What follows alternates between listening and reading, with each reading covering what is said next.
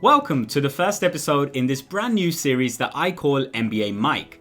My name is Rosin and I am doing an MBA here at Cambridge Business School. Every fortnight I will bring to you a new student from my cohort. Now these are going to be people that have had either very interesting experiences or have a very interesting perspective on their industry or experiences from the past. On this first episode I will be interviewing Kornel Grunwald. Now before the MBA, Kornel has worked in the chip manufacturing companies of Intel and ARM, and he has also delivered a TedX talk on perfectionism recently. On top of that, he has joined something called the Cambridge University Spaceflight, which is a group of students that want to send a rocket to space by summer 2023. Kornel is a proud introvert and what I would define as a polymath. He knows a little bit about quite a lot of things. Today, I'm going to ask some questions to Kornel about spaceflight and humanity in general, and then I'm going to move on to his personal experiences with the MBA.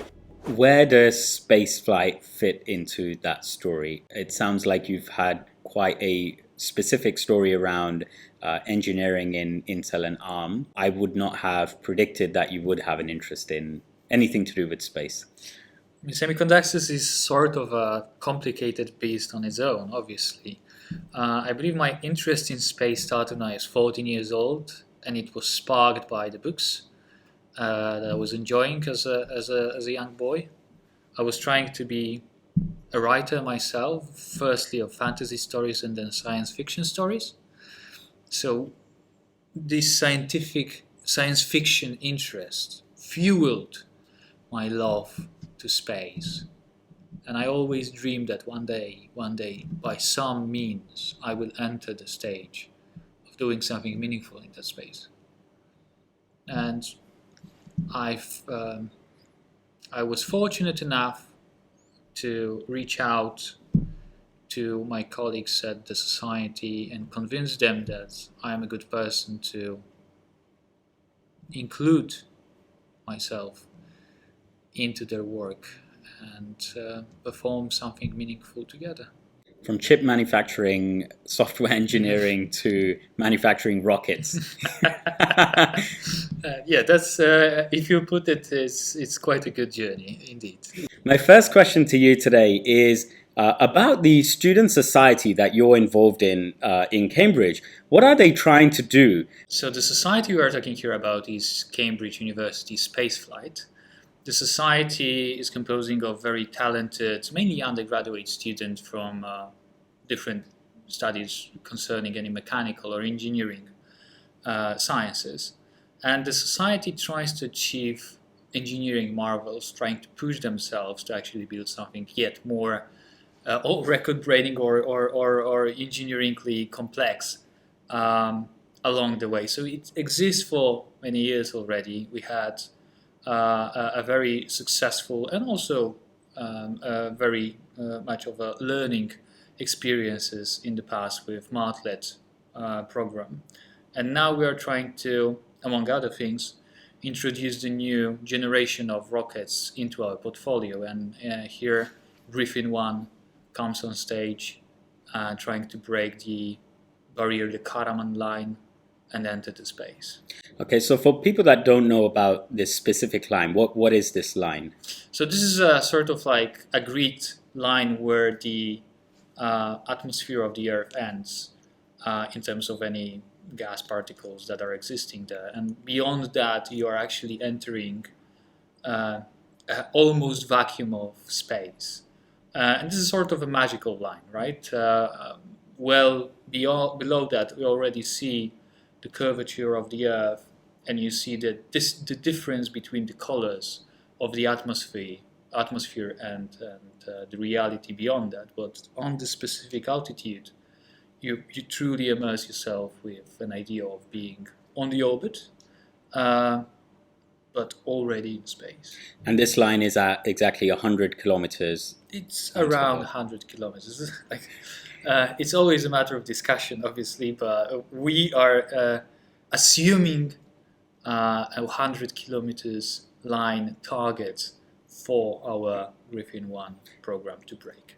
Right. So are these students crazy to think that a little group of students without considerable funding can send a rocket into space? I mean, if they can do it, why hasn't any other student body done it before? So there are some societies trying to break the same line across different geographies.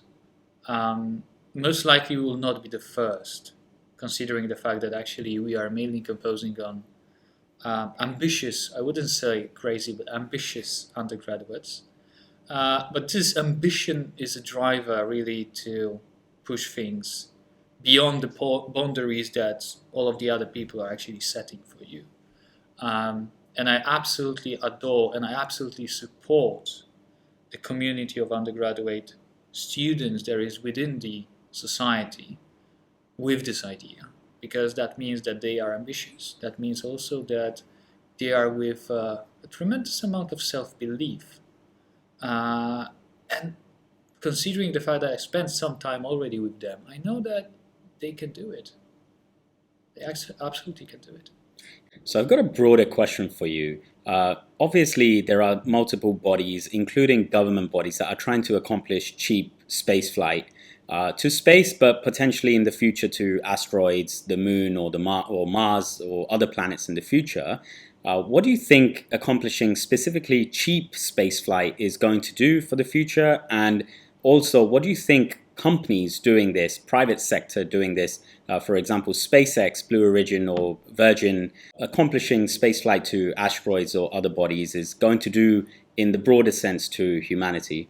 Expansion of the human race to space really brings multiple benefits from multiple angles. And the cheap part of your question is the enabler to actually bring this perspective not only to the elite of humans, to the elite of countries, but actually to allow many other to enjoy the fact that beyond Earth there is something. And the something is of value on multiple layers. One of the values may be really the value that in some cases we are mainly focused on, being monetary value. In the Kuiper belt, or even beyond that, asteroids or other bodies, celestial bodies, are storing tremendous amount of metals and minerals that can break the economies or markets of today's world simply by the influx of the number of these materials to what we already have on Earth. But the reality is that there is not only a monetary value in that. The breaking power of science also is somehow embedded in the context of our environment in which we are existing. So it's very hard to actually predict what new marvels of scientific discoveries we will be able to identify once humans will be able to enjoy themselves within other environments which are much more different than what we are actually seeing today. So you could almost say it's an unknown at this point. We must satisfy our curiosity and figure out what benefits spaceflight might bring. I will reverse that and say that in many cases there is a discussion about the role of the space flights, space missions, and expansion in any sense. My argument to any of these discussions would be actually that it's so hard to predict that we should be humble on our opinions in terms of making a finite decision whether it is profitable or good or not. It will expand our consciousness as individuals tremendously. And it's very visible when you are talking with or listening to the people which actually experience this type of exposure on the International Space Station. That this is different kind of a feeling. This is different kind of a beast we are dealing with while being in space. And I'm obviously starving to experience the same feeling one day, and I can just try to imagine what that means. But it seems that it's so hard to capture even in such a short exposure, because we are talking here about a year of time spent in space. what about the whole lifetime? How this will influence an individual, and how this influence will also tweak the perception of individual that later will lead into specific scientific discoveries. Yeah. Perhaps you might see this as a controversial question, but do you think we're excited about space travel, especially travel to planets and asteroids at the moment because it's never been done? So I speak from a context of visiting the moon. As soon as we sent humans to the moon, we sort of lost interest in the moon for multiple decades. And, we haven't traveled back to the moon for so much time since I think it was JFK that was the first president that invested in sending humans to the moon. So do you feel that we risk doing that again, where once we land on Mars, we're not going to revisit it until a significant amount of time? So all of the excitement that we might have right now might not translate necessarily into anything productive for humanity. So I will try to paraphrase the words of President Kennedy, where he mentioned that the reason why it's actually done is not because it's easy, but because it's hard. So perhaps we are actually entering the stage yet again where we are comfortable, or we feel a need to do hard things. And perhaps this is the reason why we are re-entering the discussion of exploring moon, of exploring any other celestial bodies within our solar system.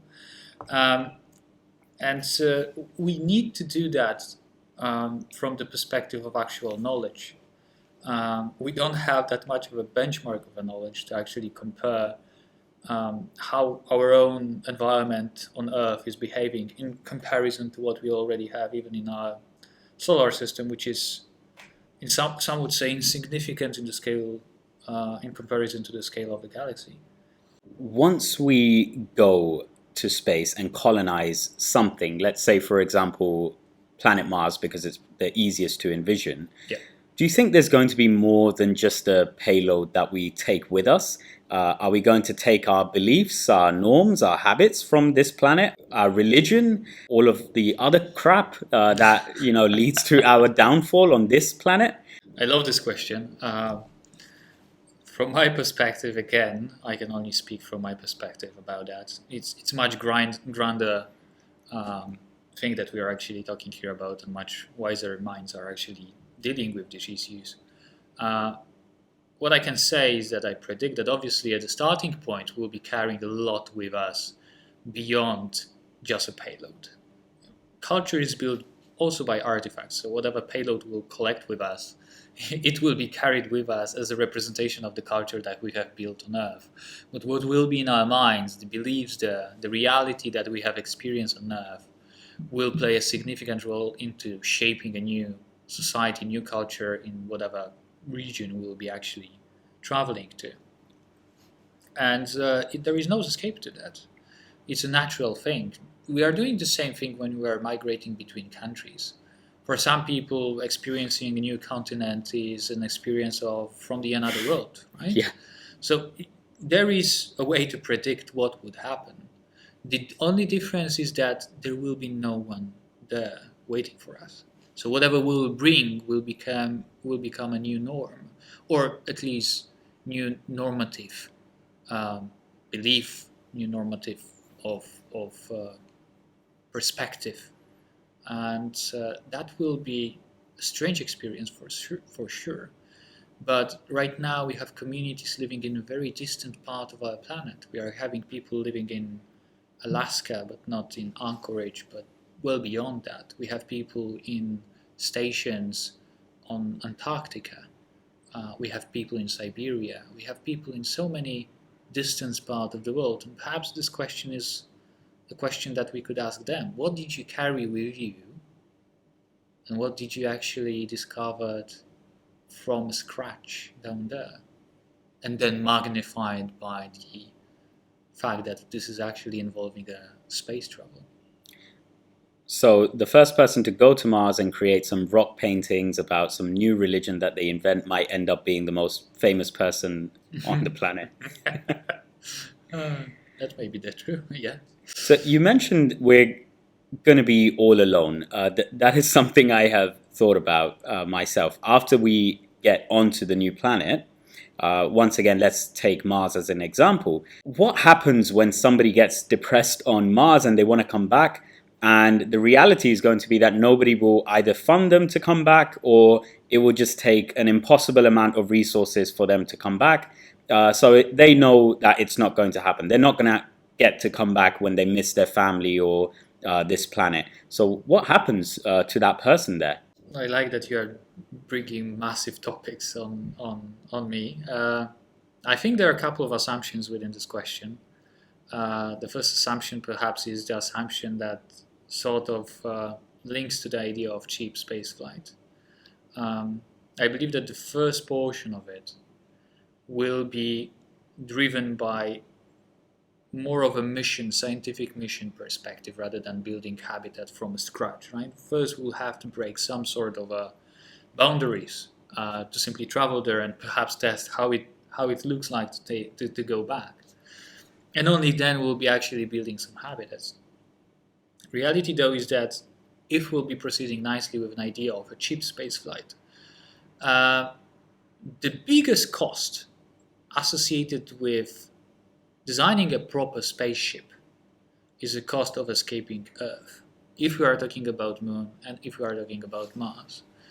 The problem of atmosphere, which is a sort of like thick layer of wonder that is keeping us alive, is also that it's very hard to actually bring anything beyond that, right? Then, once you are there, it's slightly easier to pinpoint yourself and simply float to the direction of the Moon.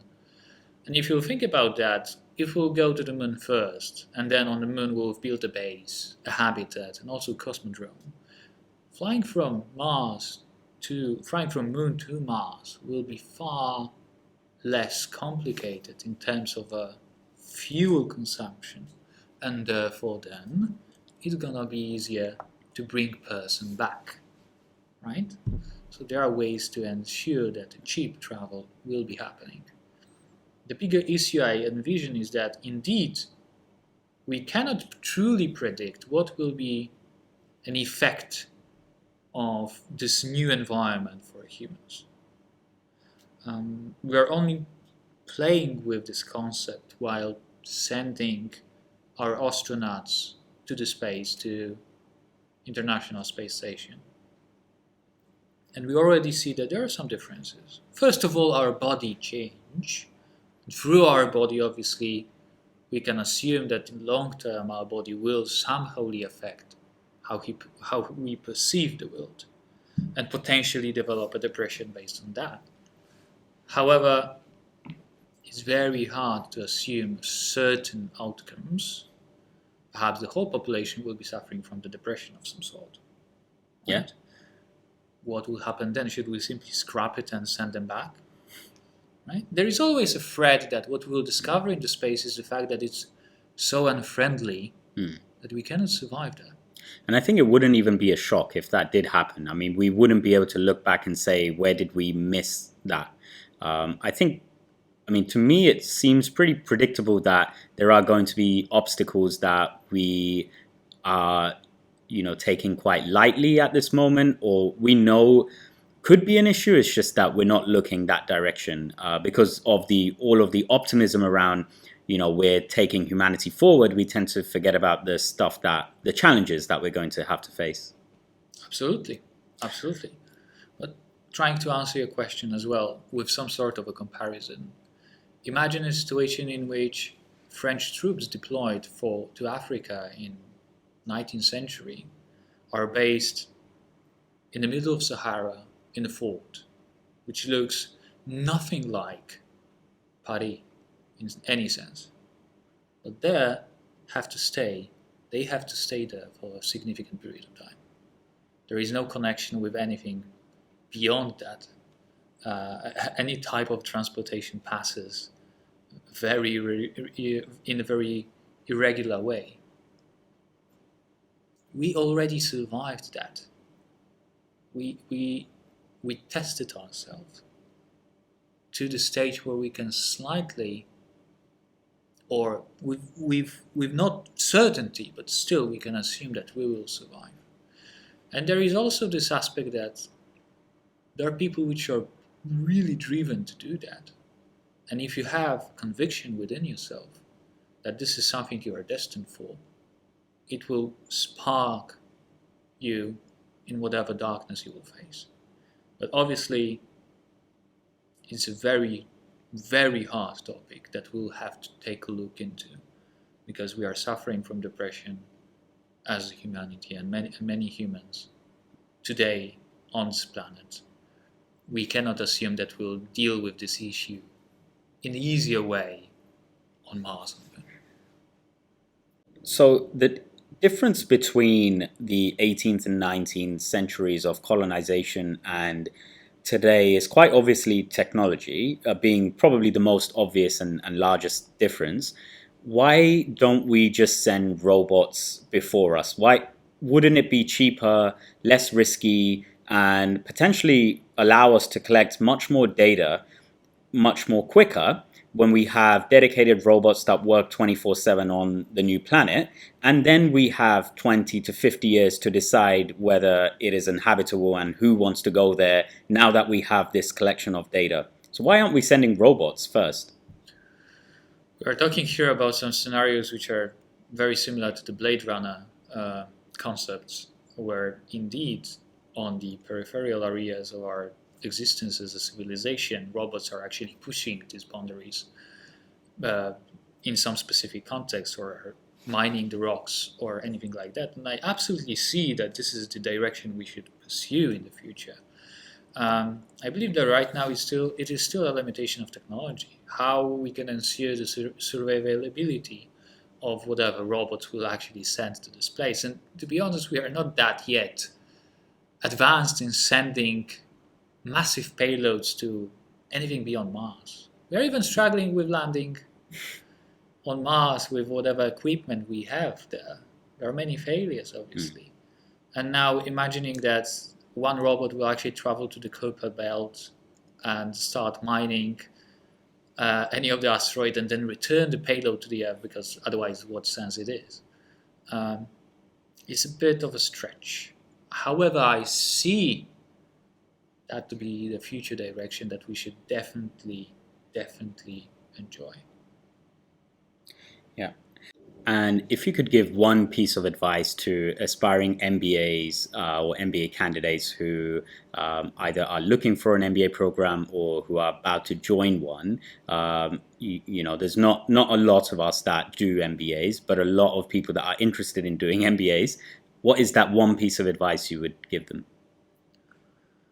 MBA is a platform that allows you to become who you want to be. It's not the only platform in the world. You can design your own platform. What it brings to you is 100 of other people which are in the same spot.